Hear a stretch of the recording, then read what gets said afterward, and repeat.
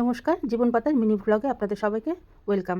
৯টা থেকে আমি ব্লগটা শুরু করছি। সকালবেলা অনেক কাজই হয়ে গেছে, সেগুলো দেখানো সম্ভব হয়নি। গাড়িটা ২ দিন ধরে পাংচার হয়ে পড়েছিল, আজকে লোক ডাকা হলো, লোক ঠিক করছে, আর এদিকে আমি রান্নাবান্না সেরে নিচ্ছি। হাজব্যান্ডের টিফিনে আজকে বাঁধাকপির ঘন্ট আর রুটি, আর খেয়ে যাবে ভাত, করলা আলু সেদ্ধ আর মাছের ঝোল। কাজ করে আমি বাগানে চলে এসেছি, আর দেখুন আমার এই মালটা ফলটা অনেকটাই বড় হয়ে গেছে, কিন্তু রং কিন্তু এখনও আসেনি। জানি না কেমন হলো। একটা তো খেয়ে দেখেছিলাম, ভীষণই মিষ্টি। তারপরে আমি চলে আসলাম ছেলেমেয়ের ঘরে, ওরা উঠে গেছে আর মেয়ে পরীক্ষা দিতে গেছে, ছেলের আজকে পরীক্ষা নেই, তো ঘরগুলো গুছিয়ে নিলাম। আর এদিকে মাছকে খেতে দিয়ে দিলাম। মাছের জলটা পাল্টে দেওয়া হয়েছিল ২ দিন আগেই, তাই জলটা একটু পরিষ্কার। আর এই যে আমার বাগানের অবস্থা, একটু ঘুরে ঘুরে দেখছি সব ঠিকঠাক আছে কিনা। একটা লঙ্কা পেকেছিল, তাই পিহুকে দিয়ে দিলাম।